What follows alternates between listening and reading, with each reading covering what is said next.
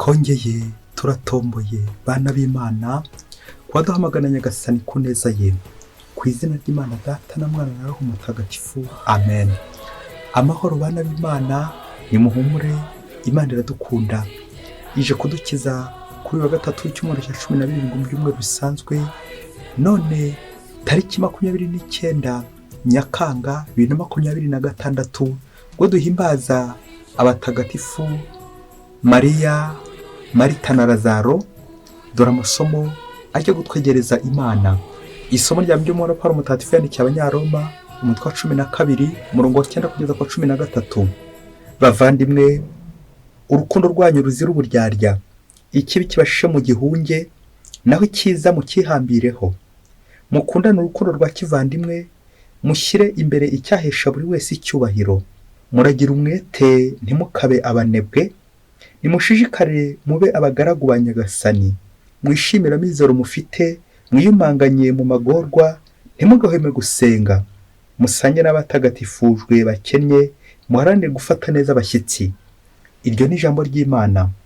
Zaburi ya 34. Nimushishoze maze mwumve ukuntu Uhoraho anogera umutima. Nzashimira Uhoraho igihe cyose, ibisinziro bye bizahora ubudahwema mu munwa wanjye. Ishema mfite ryose ndikesha Uhoraho, abintamenyekana nibabyumve maze bishime.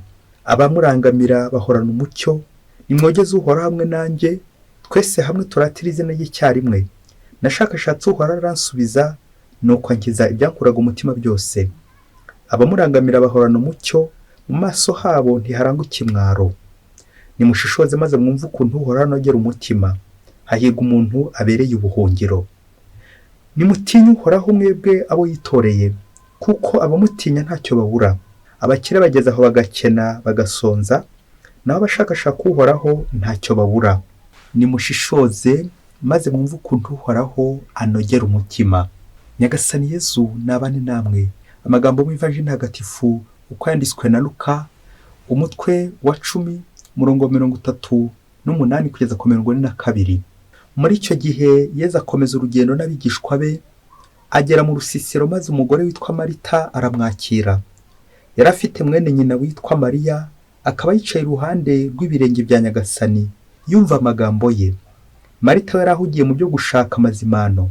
Ageze aho araza abwira Yesu ati, Mwigisha, ntacyo bikubwiye kubona murumuna wanjye amparira imirimo yose? Mubwira azamfashe. Ariko Nyagasani aramusubiza ati, Marita, Marita, uhagaritse umutima kandi urahibikanywa na byinshi. Nyamara ibyangombwa ni bike, ndetse ni kimwe gusa. Mariya rero ahisemo umugabane mwiza, udateze kuzamwamburwa. Iyo ni Ivanjili ntagatifu. Mariya rero ahisemo umugabane mwiza, udateze kuzamwamburwa. Bayoboke b'Imana, nimugire amahoro. Aha tugeze ni kuri buri munsi. Buri munsi ijambo ry'Imana. Fungura buri munsi, ufungure buri munsi, ufungurire abandi buri munsi. Ijambo ry'Imana buri munsi, ineza y'Imana buri munsi. Aya masomo twateguriwe kuri umunsi mukuru wa Mutagatifu Marita aratwerekeza ku rufunguzo rwo hari ibiryo. Uburyo Marita yafunguye, yajya kubona akabona Nyagasani arinjiye, ubundi akamufungurira, agafungura Nyagasani. Biza kurangira Nyagasani nawe ku bundi buryo amufunguriye, akamufungurira, ndetse akanamwigisha no kujya afungurira abandi, kandi ibyo akabikora buri munsi. Ijambo ry'Imana naho riganisha aha hatatu: gufungura ndetse no gufungura, ariko ntuze kwibagirwa abandi. Amasomo rero kuri uyu munsi twateguriwe, bakunze kuvuga ko duhimbaza abatagatifu Marita, Mariya na Lazaro. Turaza kumva impamvu. Urugo rwakiraga Yesu akamererwa neza. Mu kuzirikana kuri amasomo turifasha ingingo igira iti, kwakira neza abashyitsi. Iyo wakira neza abashyitsi, umererwa neza. Aho tuza kubiganisha ku mushyitsi mukuru twakira nk'abakristo, Yesu Kristo, wa wundi duhabwa mu ijambo rye ndetse no muri Ukarisiya. Iyo twamwakiriye tumererwa neza, tukabaho neza, tukagira ubuzima bwiza, kubera Kristo umushyitsi muhire tuba twakiriye.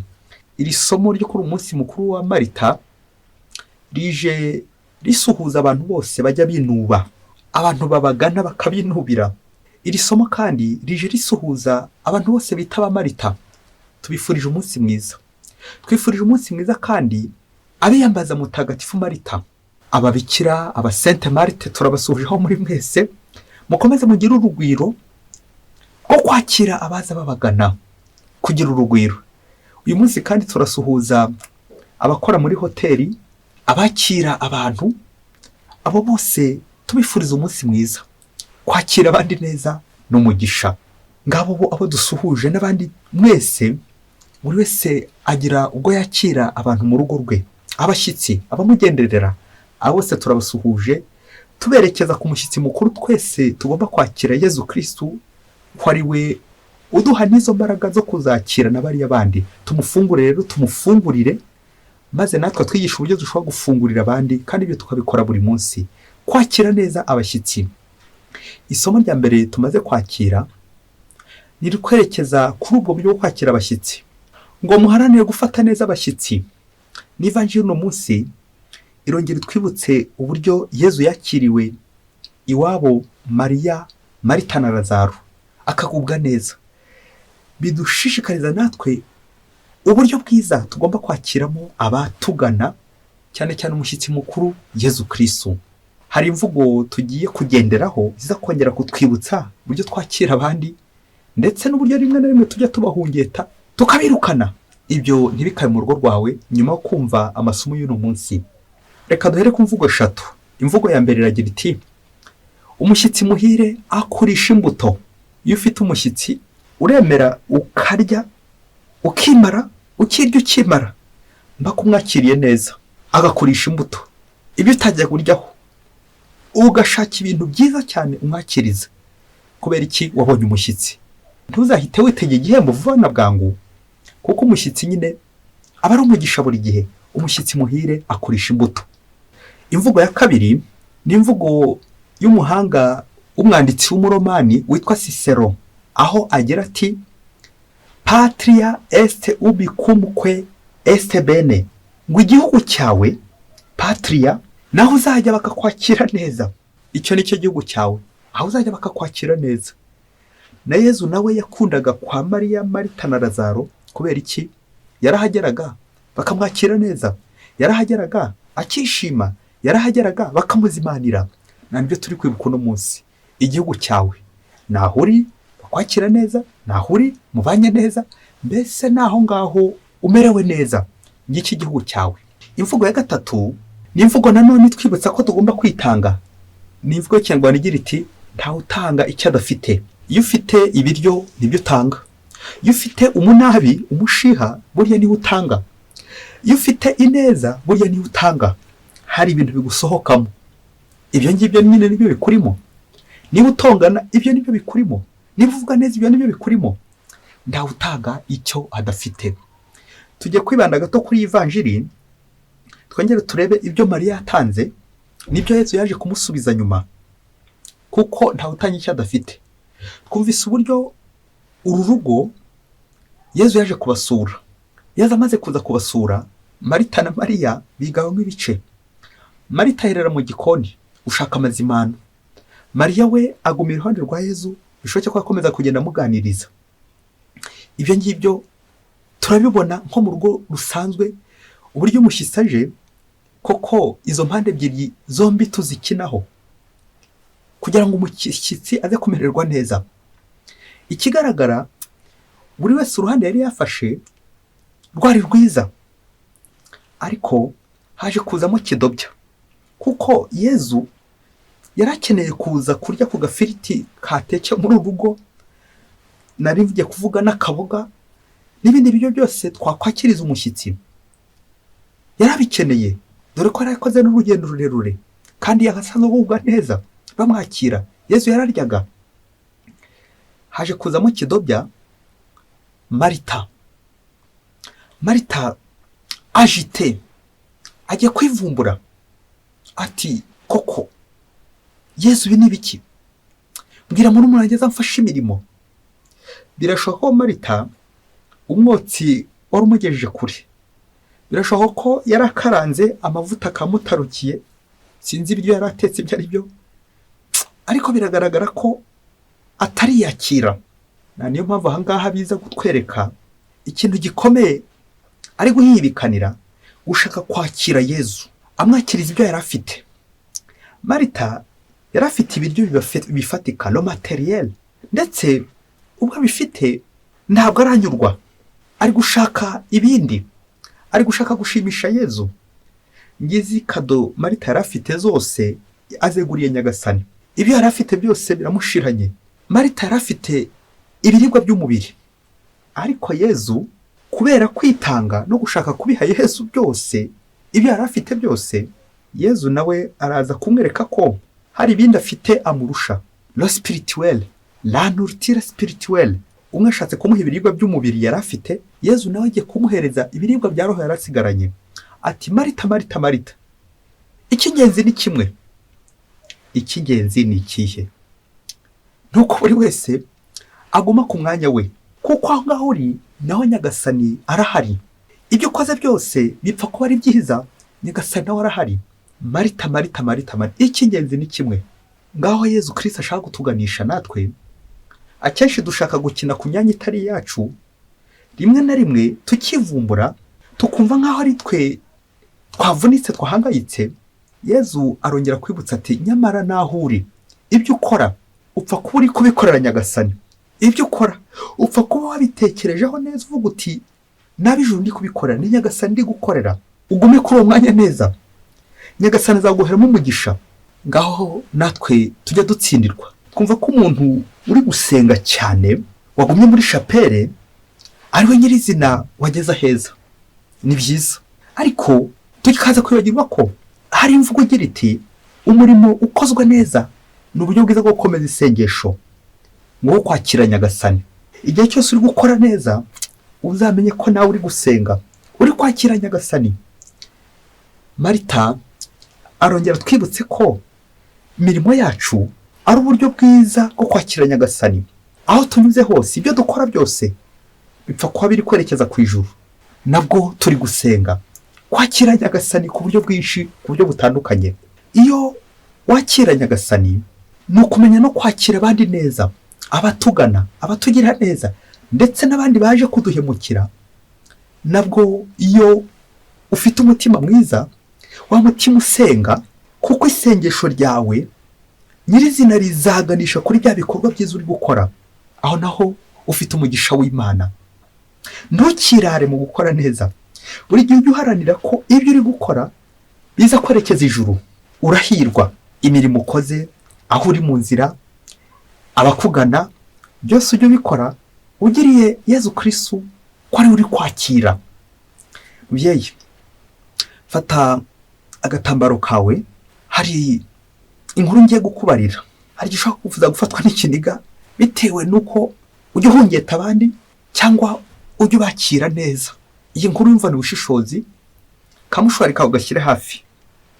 Umunsi umwe hirya kure cyane, tererwe, ngo abagabo babiri ngo bari inshuti z'akadasohoka, ipata n'urugi.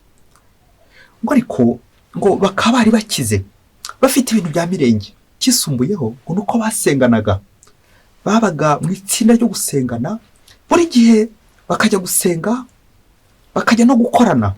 Ngo umwe yitwaga Gatoya, undi akitwa Gakuru.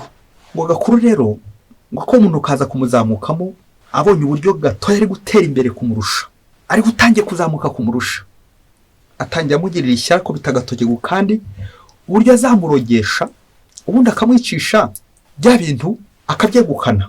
Ubundi umuryango wa Gatoya ukazimira, Gakuru agakomeza kuzamuka. Umunsi umwe rero Gakuru ashakisha uburyo bwose azamuhiga, aza kubona uburyo bukwiye ko azatuma umugaragu wa Gakuru akaba ari ujya kurangiza Gatoya. Bishoboke ko yafashe uburozi arabamuhereza nk'impamba, atuzagende umuroge, nugaruka uzambwira igihe cyo kumushyingurira, ahasigaye nzaguhemba bishimishije. Wa mugaragara agenda, afata twa tunkucenge umusaza muhaye, aragenda. Wageze kwa Gatoya aratungurwa. Gatoya amwakirana urugwiro rukomeye cyane, aramuzimana by'agatangaza, amuha ibyo kurya, amuha ibyo kunywa. Wa mugaragu ngo arishima bikomeye, sigara yibaza icyaza gukora, icyaza gukoresha twa tunkucenge bamuhaye, bwa burozi bamuhaye. Ntibirarangira. Gatoya ngo aramubwira ati umva rero, ugeze hano usanze tuvuye guhakura ubuki ni bwose, njya kuguha kado ebyiri nk'impamba z'urugendo. Akabindi kamwe k'ubuki uragashyira shobuja ariwe gakuru, akandi kabindi kamwe nawe ugatwara iwawe, ubundi ubeho neza ukomeze utunge kandi utunganirwe. Kwa mugaragu yakira twa tubindi tubiri tw'ubuki, kamwe gashiriye shebuja undi wari wamuhaye uburozi, akandi nawe akajyana iwe. Ngo areba hirya areba hino, ibyo gato amaze kumukora byose abura icyo yamwitura, maze ngo afata bwa burozi yarazanye abujugunya mu bwiherero. Ubundi arangije arasohoka atwara twa tubindi tw'ubuki. Nuko ageze kwa shebuja, shebuja ngo aramubaza ati tuzamushyingura ryari, warangije kumwica? Ati umva rero databuja, nageze kwa gatoya arampembura arampemba, birangira ko mbuze uburyo uko namugira nabi kandi bamaze kongera neza. Ati nahageze ambwira imigambi myiza gufitiye yuko agiye gushaka uburyo bwose watera imbere. Numvise ntazitira iyo migambi myiza, niyo mpamvu bwa burozi nabujugunye, dore n'akabindi k'ubuki yanzaniye ngo nkaguhereze. Ubuki hakuye n'ubu wasigaye umererwa neza ngo utunge kandi utunganirwe. Washebuja gakuru abura ikindi yarenzaho. Nuko gatoya arokoka atyo, ntuze kumbaza niba gakuru azakomeza iyo migambi mibisha yo gukomeza guhigahiga gatoya. Niyo migambi myiza gatoya mufitiye, amuhaye n'akabindi k'ubuki. Bayoboke b'Imana, Yezu Kristo akuzwe. Gakuru mbega we, gikuru kibi. Hari ubwo usanga mu buzima bwacu benshi twagiye duhinduka abagikuru kibi kubera iki? Kujugunya abandi, kugambanira abandi, guhongeta abandi, kandi twagombye kubakira neza. Hamwe na Marita duhimbaza none, hospitalite, urugwiro. Reka tuzirikane ibintu bitatu abiryo dusorezaho biza kudufasha kureba natwe abo tujya duhungeta cyangwa abo tujya twakira neza. Icyambere twazirikana mu buzima ni ukwirekura, kwitanga ukuri, bya bindi byine ntawe utanga icyo adafite. Twumvise uburyo gatoya yitwaye neza, ntacyo ahishe gakuru, byose arabimuha kugeza no mu kabindi k'ubuki, ntacyo yamukinze. Ariko na gakuru nawe yitwaye nabi kugeza ubwo ntacyo akinze gatoya, byose nawe yarabimuhaye, kumurangiza, kumuha uburozi, kumwica. Nawe yamuhaye byose ibyo yari afite. Mu gihe uri kubyumva neza, hari neza gatoya afite mu mutima we, arayirekuye yose. Hari n'inabi na gakuru nawe afite, nawe arayirekuye yose. Aho niho umugisha w'Imana uza gukorera umuti. Nyagasani ongere gutwibutsa ko ya neza ya gatoya itaza guhera. Wa mugisha uza kumurokora kubera kwakira abandi neza, kugira urugwiro, gufata abandi neza, ukabaha icyo ufite, ukabazimanira, ukabahembura. Amaherezo iyo neza yawe ntizigera izima. Ng'umugisha w'Imana gutanga ukuri. Icya kabiri twatindaho ni kado. Ya mvugo y'umuhanga ngo mbwira kado waha Imana ikamushimisha, igashimisha Imana. Imana ntikeneye ibiryo yo, ni uguha Imana ikibuze. Ngo kandi ikimana ibuze, Imana ibuze ibyaha byacu. Na niyo mpamvu umuntu yashaka guhereza Imana, ntukayibagirwamo ibyaha byawe. Guha Imana umujinya wawe, ishyari ryawe, nanjye kuvuga ubugome bwawe, ukabwira Imana uti Nyagasani ndagukurekuriye. Na Marita nawe yaje kugera igihe arekura kwivumbura kwe, wa mujinya yari afitiye Mariya arawurekura ati mwigisha, mbwira umuvandimwe wanjye azamfashe ku mirimo, kumukanga, kumuhungeta.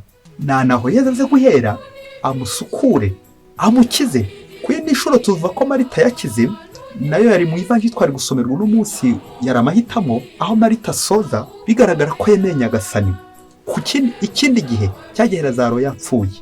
Ivanjiri ya Yohana umutwe 11 umurongo wa 27. Marita ati yego Nyagasani, nemera kuri Kristo umwana w'Imana waje munsi. Amen. Ngo aho Nyagasani iyo twamweretse uruhande rwacu, kote yacu faible, ingeso mbi zacu, ubugome bwacu, umujinya wacu, tukabimurekurira, asigara tugenga, nibwo bizarangira natwe twemeye. Marita ni urugero rwiza rw'abantu bigaragaza uko bari. Ya ngeso mbi yawe ufite, irekure Nyagasani, wundi umureke agusukure, akugirire neza, bizarangira nawe wemeye. Icya gatatu dusorejeho ni ukugira neza aho uri hose. kuko igihe cyose ugera neza ni uburyo bwiza uri no gusenga. Ibikorwa byiza ni isengesho rikomeza. Yamvuga igira iti ineze gutanga imbere, inabi ikaguherekeza. Uzasanga mu buzima bwacu natwe hari igihe twinubira abashyitsi, tukinubira abantu twitaho, babandi bashavuye, barwaye, bababaye, igihe kirekire tukakimara turi kwivovota. Icyakubwira ko igihe cyose wafashe igihe ukita ku muntu, uwo niwo mugisha wawe, uri gukorera umugisha wawe. Natwe tujye gukorera imigisha ahasigaye bagenzi bacu, tubakire neza, tubabwire neza, imvugo nziza ni murumuna w'Imana, tubakorere neza. Kugira undi neza ni Yezu Kristo uri kubigirira. Ngaho tugomba gutura, inzu tugomba guturamo, igihugu tugomba guturamo, hahandi bafite urugwiro, wa muntu utwakira ugira neza. Iyo wakiriye umuvandimwe neza, ni Yezu Kristo ubwo wakiriye. Urahirwa niba uri kwakira undi neza, kandi kumwakira ntabwo ari ibyo umuha gusa by'umubiri. Muhereza icyo ufite, ahasigaye nawe hari icyo akuzaniye. Uwo ni Yezu Kristo uza kukwigwiriza ineza, amahoro, ituze. Kwakira abavandimwe neza ni Yezu Kristo uba wakiriye. Marita mutagatifu udusabire buri munsi. Mwese Imana ibahe umugisha. Imana Data na Mwana na Roho Mutagatifu. Amen. Padiri Masumbuko Ladislas wa Diyosezi ya Cyangugu.